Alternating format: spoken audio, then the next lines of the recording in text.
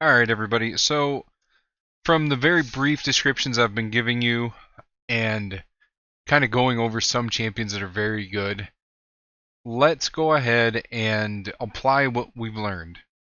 So, I just want to point out some stuff here, why I have certain champions in this lineup. And yes, this is pre recorded, but I do go slow for the most part.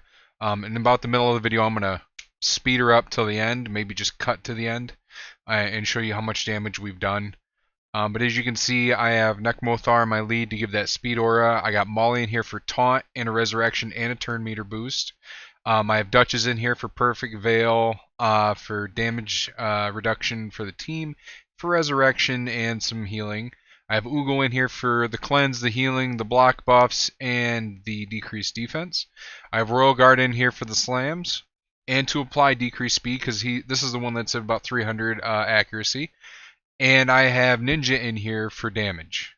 HP burn. I mean, Ninja's just great. I feel bad for anybody that started playing the game when we were done, like, getting him as your login champion because he truly was and is. I mean, he's just one of a kind, honestly. He's great. He's a boss killer.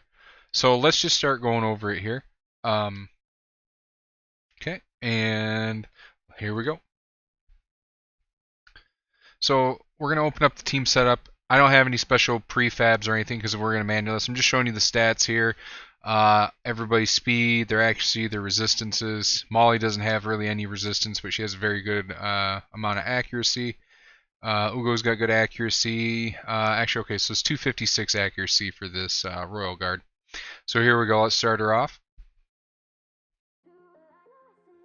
So Molly, we're going to open up with a taunt, and we're going to go for that head of decay. Now sometimes you get lucky and you get that 2-turn taunt. And now we're going to open up with an A3 on Nekmos, gives him an extra turn, increases our speed. And now we're going to hit him with the A2. That's going to decrease their speed and put leech on them, and it's done it to everybody. And then he got another turn, and we were able to A1 and put decrease attack. Ninja getting in there with the burns, and then we're coming up here. We got our block buffs and our decreased defense.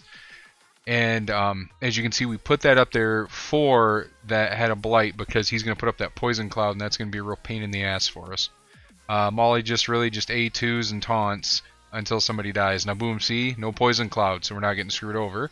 And then we just reapply the burns, and then just popping off with his relentless gear, getting extra turns.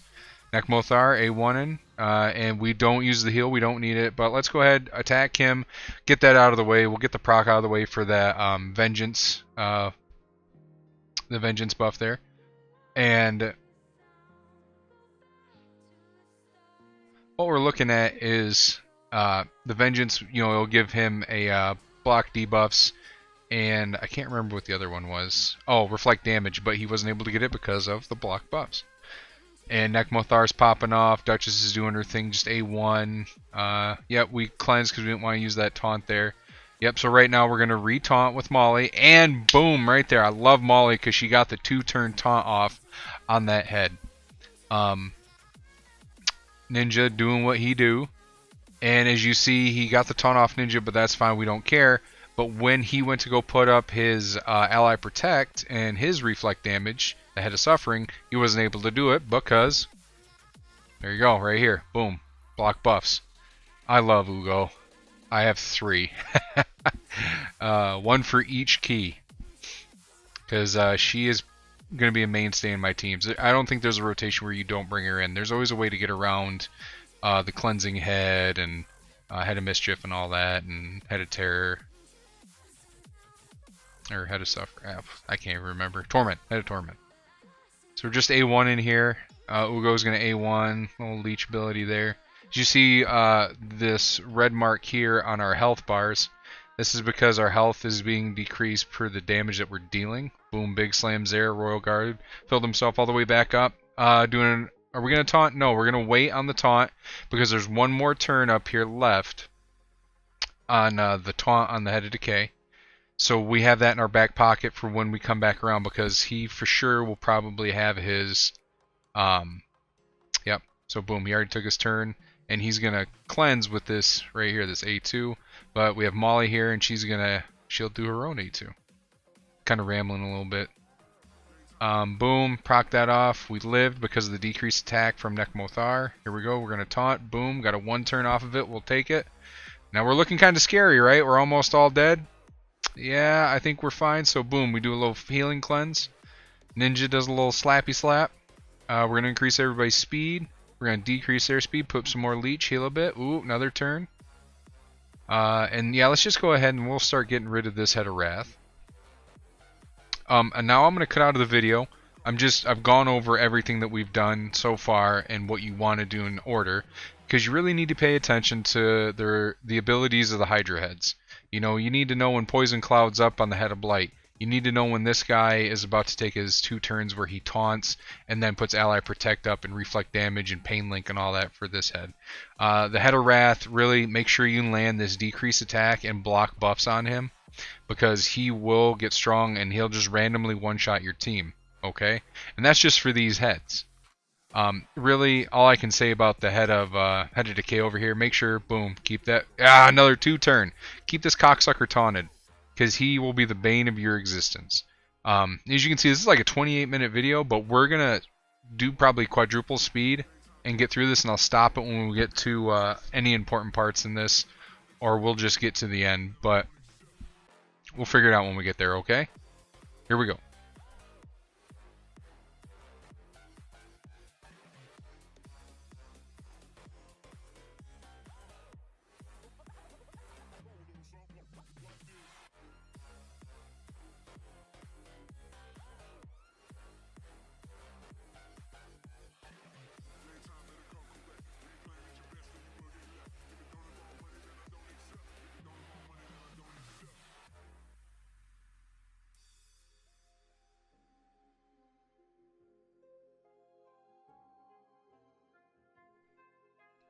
Okay, I just wanted to pause right here. Let me jump back in, talk to you for a second. So as you see, we blew up the Head of Blight and the Head of Wrath. Cool. And we've been keeping the CC going over here on the Head of Decay. But uh-oh, what's happened? We got old nasty Head of Torment here. Now remember, what did we talk about in the other video about what counters the Head of Torment? Inquisitor Shamail? I don't have one. Perfect Veil. Perfect Veil counters the Head of Torment. And right here on Duchess, that's why she's in here. She fills a lot of gaps in team composition. And she is an S tier legendary. I have 2. I'm very blessed with my account. My account has a lot of great legendaries on it. I've put a lot of time, effort, and money into the account over the last 3 years. And, you know, I don't know, tangent there, but you need somebody to fill the gap. If you don't have a Duchess, use a Rector Drath. If you don't have a Rector Drath, you're going to need to use an Inquisitor Shamail. If you don't have all 3 of those, you have to figure it out. You have to either not bring in AoE champions or bring in a lot of cleansers to try and cleanse the True Fear, okay? I'm going to jump back out again, but I just wanted to touch base on this right here. As you can see, Nekmothar just keeps AoE and he's going to keep getting True Feared, but that's okay. Let's get back to it.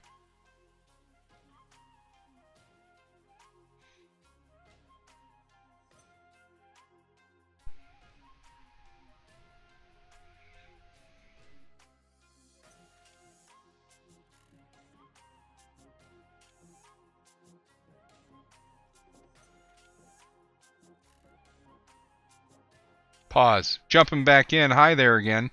So now we have the Head of Mischief. This guy is nasty, nasty, nasty.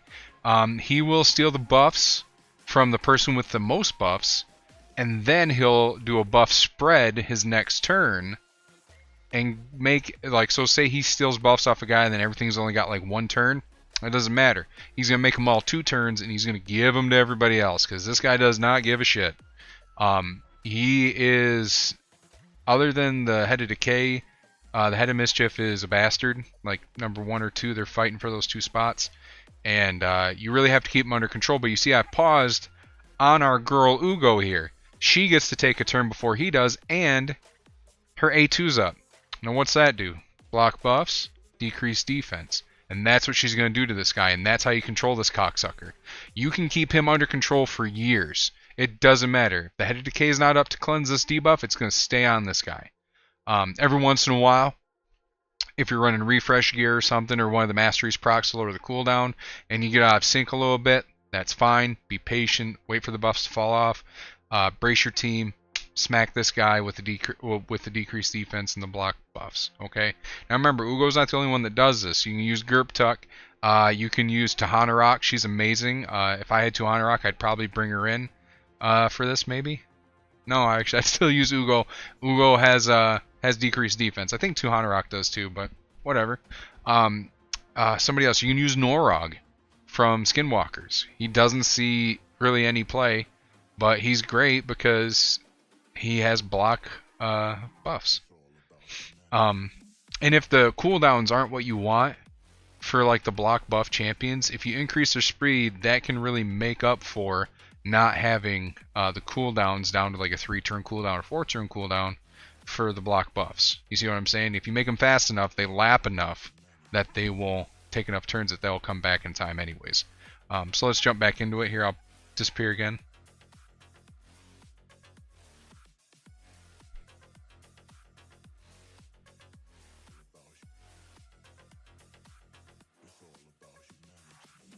Okay, jumping back in again. How's it going? Coach Ope here. This guy, tankiest head in the entire bunch. Literally, he is. I believe stats-wise he is too. He has eaten somebody, and it's taken 5 turns to digest, right? This guy is tricky. He gets very dangerous because you don't realize or you forget that he'll take 2 turns when he gives ally protection out to everybody and puts reflect damage on himself. And I think he does it too when he does that. No, he does it when he does Pain Link. So you just need to be wary of that, because if you think, oh, I got 1 extra turn, I can get him out of there. Nope, your guy's going to, boom, get eaten, he's going to disappear. So sadly what will happen is your first target that gets devoured will be the one with the highest crit damage. So Ninja, out of our group here, has the highest crit damage. So he munched on Ninja first. So our Royal Guard is now left up to be the one to try and free him, which he will, okay, with the help of the team. So let's get back into it. I'm going to pop away again here.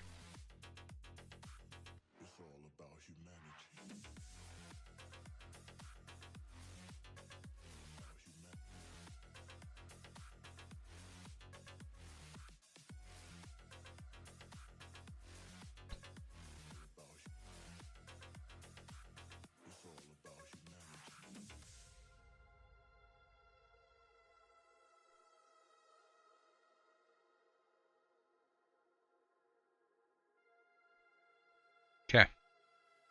Oh, I'm back. Alright guys, we're going to jump to the end of the video. I've shown you all the heads in Hydra, and I've shown you the ways to try and deal with them with my team comp. But remember, there's other champions out there. Just go through your roster and look and see who fits in what spot. Okay? It's all about pushing out damage for the longevity of the fight. HP burn is one of the best debuffs out there. Give it a go. Okay? Let's head to the end, and we'll do a recap. Alright, here we are at the end of the video. Everybody's been eaten. Ugo's the only one left, and she's about to die. And there she goes. Alright. Ninja over here with about 22 million damage. 22 and a half. 13 mil on Royal Guard. 2 on Ugo. 400,000 on Duchess. She doesn't have War Master or anything. Molly does have War Master. She's got 1.3 million. And Nekmothar coming in a nice little hot 4.6 million. And as you can see, folks, we are on Brutal. And that took us manual 27 minutes, 28 minutes. All in all, 45.52 million damage. That's more than needed for the 1 key. I believe the 1 key is 29 million. I believe so. 29 or 30 million. One of the two. Might even be 32. Who knows? I don't pay much attention to the numbers. But if you want to know what your top chest is, just click on the Hydra and look over at the top chest and go down. You know, look through. See what your thresholds are. But that is going to be it for this series. I hope you learned a little bit today. If you're curious, yes, I did keep this. When I did this on full auto last week with the same team composition, the same Hydra head combination, I did full auto and it got 40 million. So we got about 5.5 more million than we did if we would have full autoed it. And again, I'd like to just say, try and manual it for your clan, and to make it easier on the guys that aren't up to your level yet with their roster and their account. because they're having a hard time and they really want to get that second chest. And say you see a guy and he's busting 3 keys and he's trying to get top chest, but you just full auto it and you get 1 key and you don't care. Try to manually get that 1 key. Get that bigger damage spread to take down Hydra, so nobody's got to scramble at the end, on like Tuesday night. But that's it for this one. I hope everybody's doing well and doing wonderful. I want you to have a great weekend. Next week I'm gonna have some more videos for you. And that's it. See you later.